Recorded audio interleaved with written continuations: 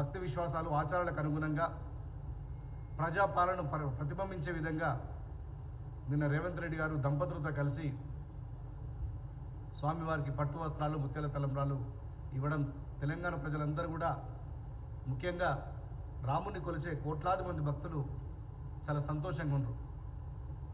గత ప్రభుత్వం 10 సంవత్సరాలు పరిపాలించినప్పుడు భద్రాచలంకు ఒక్క పైసా ఒడియలే, ప్రజల్లో అవమానించిండ్రు. చివరికి దేవాలయాలను కూడా అవమానించే విధంగా గత పాలన జరిగింది.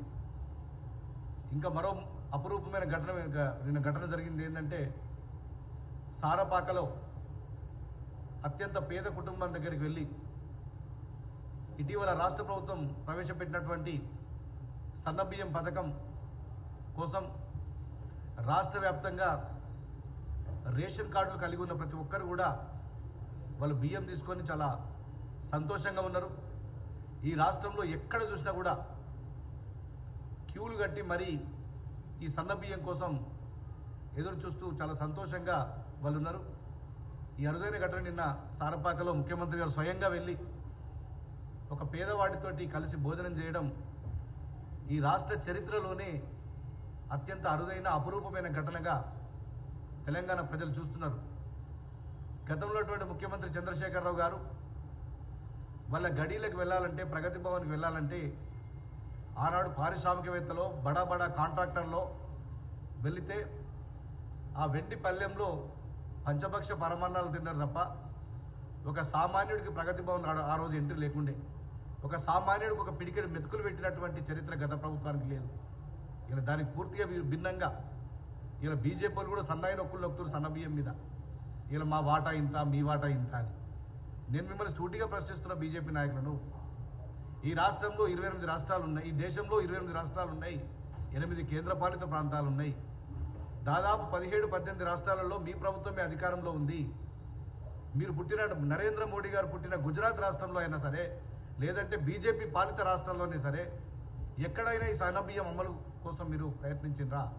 ఈ దేశంలో ఏ రాష్ట్రంలోనైనా ఇట్లాంటి సన్నబియ్యం పథకం అమలవుతుందా? ఒకసారి బీజేపీ వాళ్ళు ఆత్మవిమర్శ చేసుకోవాల్సిన అవసరం ఉంది. ఇలా ప్రతిదానికి ఏదో విమర్శ చేయాలి కాబట్టి చేస్తున్నారు తప్ప 17-18 రాష్ట్రాలు మీరు అధికారంలో ఏ రాష్ట్రంలోనైనా మీరు చేస్తున్నారా? ఏ కేంద్ర పాలిత ప్రాంతంలోనైనా మీరు చేస్తున్నారా? ఇలా చంద్రశేఖరరావు గారు 10 ఏళ్ళు అధికారం నుండి ఏనాడైనా ఒక సన్నబియ్యం పథకం గురించి మీరు ఆలోచన చేసిండ్రా?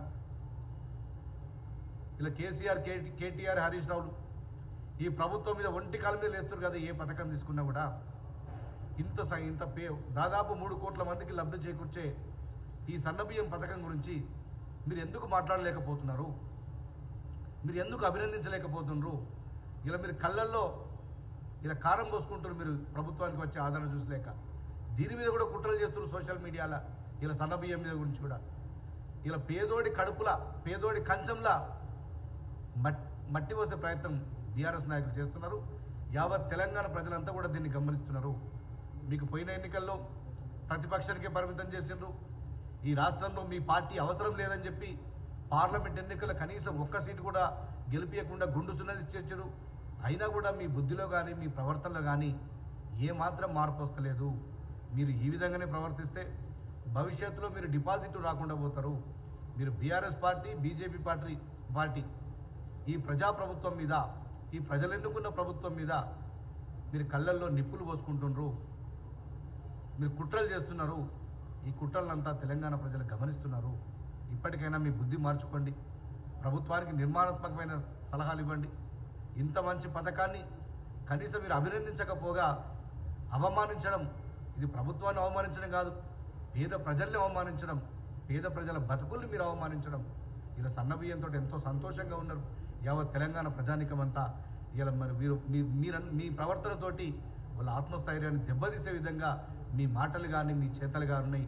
ఇప్పటికైనా మీ ప్రవర్తనను మార్చుకోవాలని చెప్పి నేను బీఆర్ఎస్ నాయకులకు, బీజేపీ నాయకులకు ఈ గాంధీ భవన్ వేదిక నుంచి నేను హెచ్చరిస్తున్నా. మరొక అంశం,